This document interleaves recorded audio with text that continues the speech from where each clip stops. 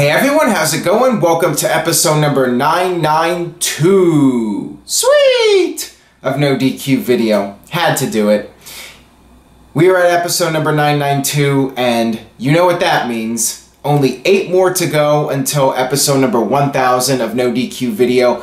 Wednesday, August 16th. Tell a friend. But for now, I got your questions. I got a lot of your questions to cover. We are coming off a very eventful edition of SmackDown Live. The Summerslam card is now taking shape, so let's get right down to your questions. First one today comes from Jose. What are your reactions to Shinsuke Nakamura beating John Cena clean, and where does this leave Cena? I was a little bit surprised to see Nakamura beat Cena clean. A few days ago, I was not even expecting Nakamura to beat Cena, period. I figured Cena would face Jinder Mahal at SummerSlam, win his record-breaking 17th title in New York City, and then Baron Corbin cashes it in on Cena. But once news came out about John Cena doing his movie, perhaps WWE changed plans, who knows what the deal is, and there was apparently a change in the finish for that match. It appears that the original finish was Baron Corbin attempting to cost Nakamura the match, only for that plan to backfire and Nakamura would win, and that would set up John Cena versus Baron Corbin at SummerSlam. Instead, Nakamura beat Cena clean, which I think was the better move. And then after the match, Baron Corbin came out, John Cena put Corbin through a table, and it looks like we are going to get John Cena versus Baron Corbin at SummerSlam.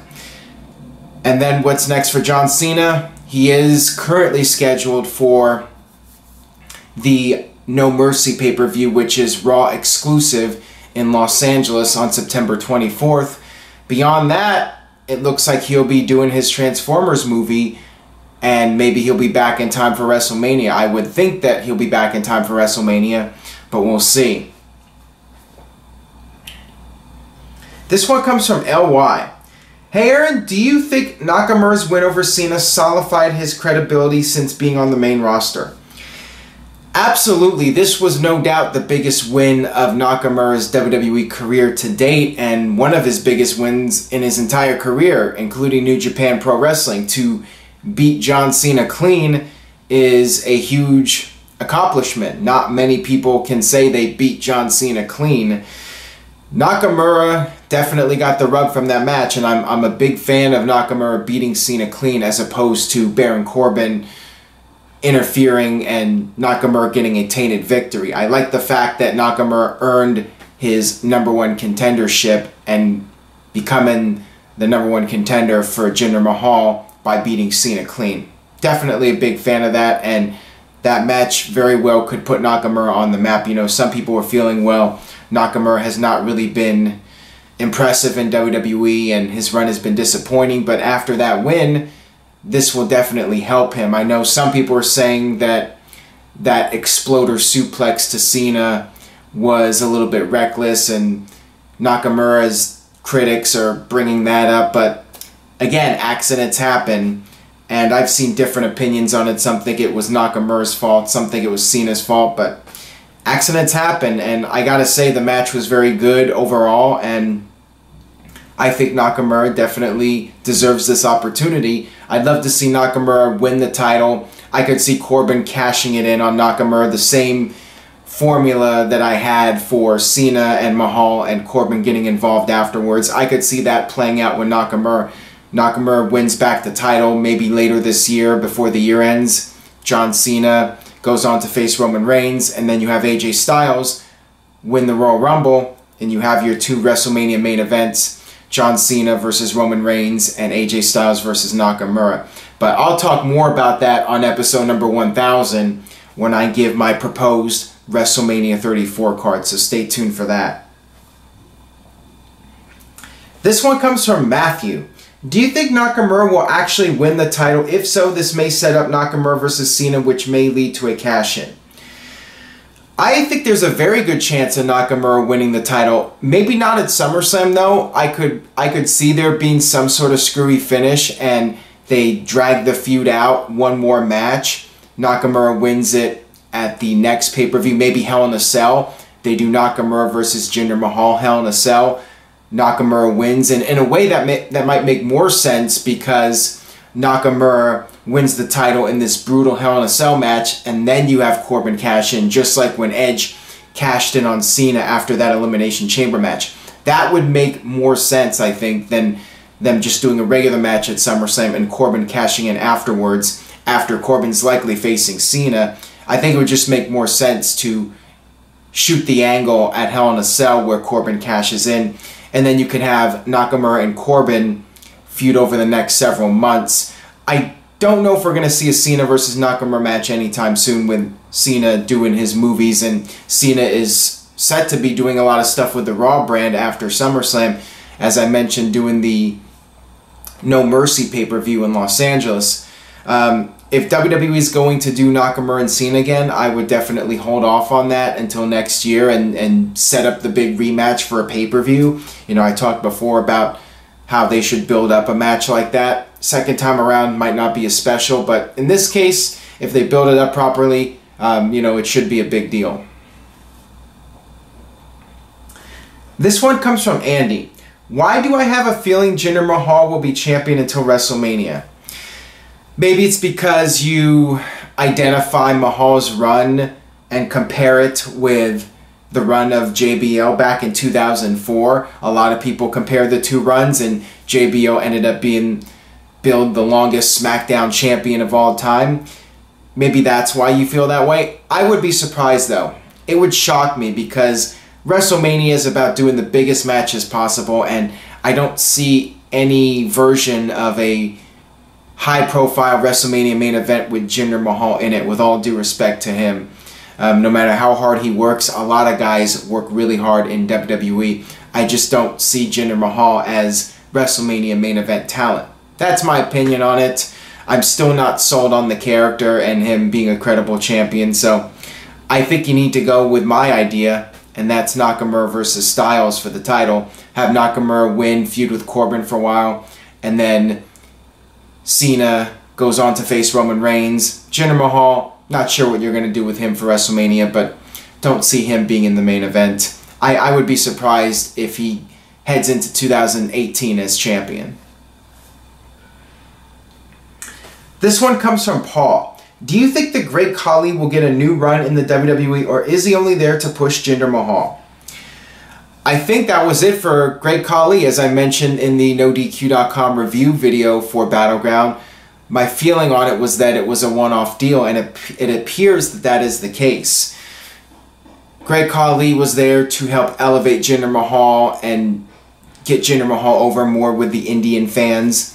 There's really no need for Khali to be around on a regular basis. Like I said in the review video, he struggled just getting to the ring and doing that one spot where he was choking Orton through the cage. An idea of a Great Khali match is something that I don't think is going to do anything for WWE business, and there's really no need. I think WWE accomplished whatever they were going to accomplish by having Khali there at the pay-per-view, and that's give Mahal the rub with the Indian fans. I think that was the whole point of it. They did that. It was accomplished. I'm not sure how well it worked in India, but that was what they were set out to do with that Great Khali appearance. This one comes from Michael. Can we see the SummerSlam plan change with Bayley already injured? That certainly seems to be a possibility right now, that Bayley will miss SummerSlam due to the shoulder injury, and you can read more about that over at NoDQ.com.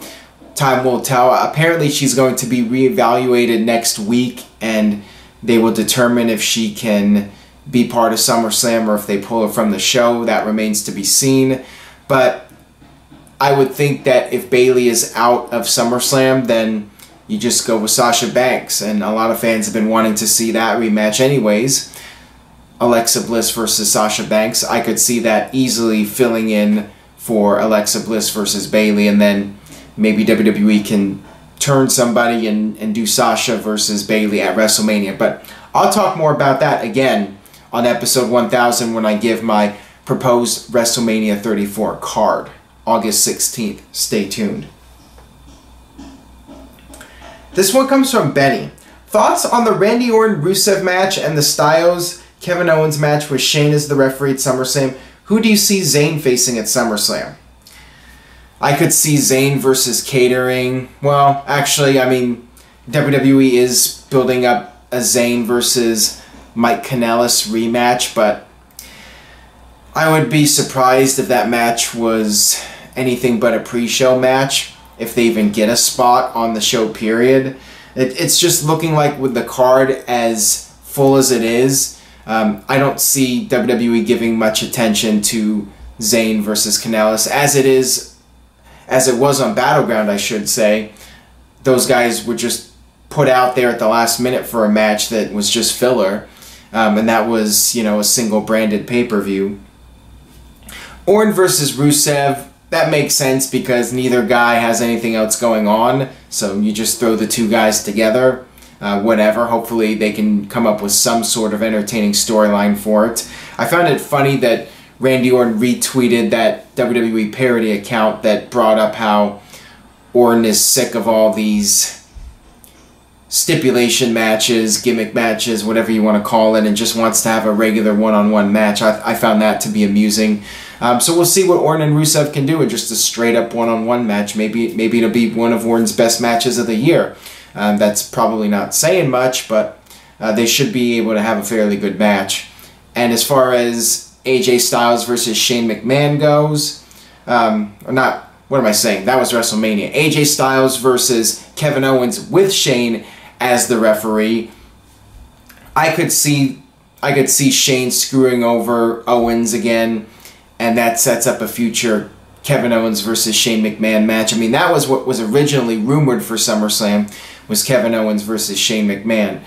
So I could definitely see something happening there to keep that feud going between Owens and Shane McMahon.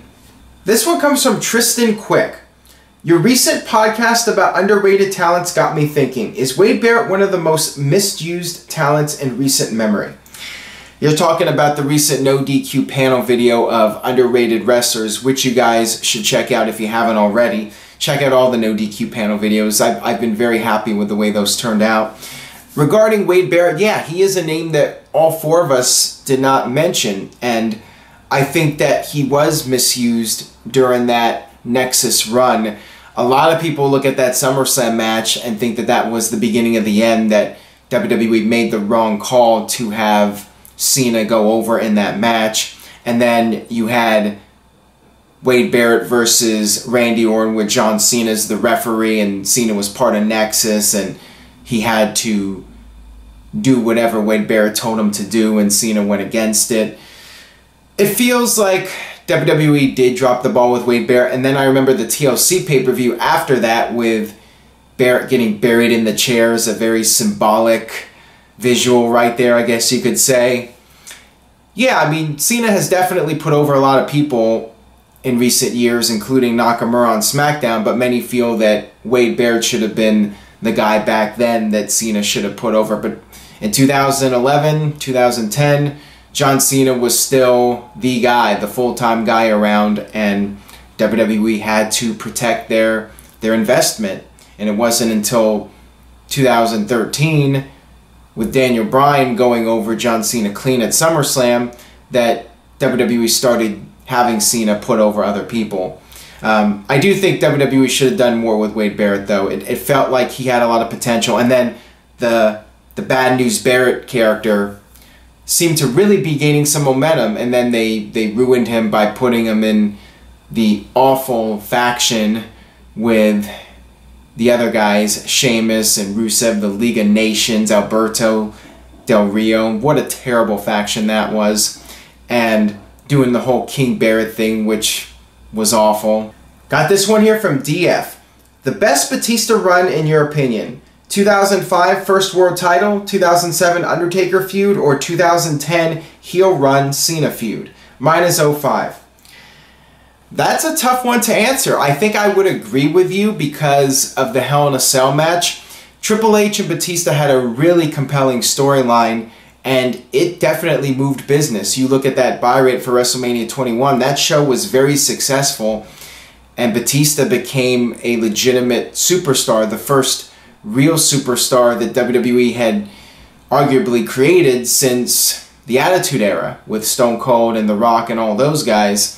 Batista was a true main event level superstar, larger than life, and that feud with Triple H really put Batista on the map. I love that Hell in a Cell match, and Batista had a very solid run until he got injured. It was actually an injury that ended his title run. 2007 was great too, though, with Undertaker and their matches, especially the one at WrestleMania, which a lot of fans consider to be one of Undertaker's best WrestleMania matches. And then 2010, Batista was absolutely fantastic, in my opinion, as a heel, doing the spotlight. I thought it was great. I really enjoyed it. I loved the heel run. All three of them were great, but I would give the slight edge to 2005. Got this one here from Hot Rod 276. Hey Aaron, do you think WWE would have continued their success in the Attitude Era if Vince Russo stayed with the company? I think so, because it was made clear that it wasn't so much Russo that was the cause of WWE's success. Russo played a role in it, but he was still answering to Vince McMahon. Vince McMahon still had the final say, and you had a lot of talented guys there that were going out there and giving the performances. Russo definitely helped in terms of making WWE an edgier product, making the shows faster paced, which is something that I really enjoyed at the time. Raw felt like a show you could not miss, and you could not even turn your head away. The shows were always exciting to watch, and Russo and his Crash TV format did work for WWE during that period. But when Russo went to WCW, it was clear that Russo was not as big of a factor as people were making him out to be. I think if he had stayed in WWE, it would have been more of the same. The company would have been successful, but who knows how long Russo would have lasted. Even if he had not left in the fall of '99, maybe he would have lasted another 6 months, another year, but WWE might have changed as a publicly traded company. You know, they were under pressure to tone down the product, and maybe Russo would have gotten frustrated and left for another reason besides being burned out. Who knows? It's really hard to say, but I think WWE would have continued to have been successful with or without Russo. That'll wrap it up for this edition of NoDQ Video. Thanks as always for watching. Again, August 16th is episode number 1000. Please share this video on Facebook, Twitter, MySpace, Reddit, wrestling message boards. Anybody you know who watches wrestling, have them check out this video. Let's get those view counts up in time for episode number 1000. I'm hoping 1000 will be one of the most viewed editions of NoDQ Video. I'm going all out for this. It's going to be over an hour. I'm going to answer at least 20 questions, maybe more. Going to do my proposed WrestleMania 34 card, and also I will be doing my top 10 biggest hits and misses in WWE history. It's going to be a stacked NoDQ Video, episode number 1000, August 16th. Stay tuned for that, and stay tuned to NoDQ.com for the very latest regarding SummerSlam. A lot of news on the site right now. Check that out, and I will see you guys next time.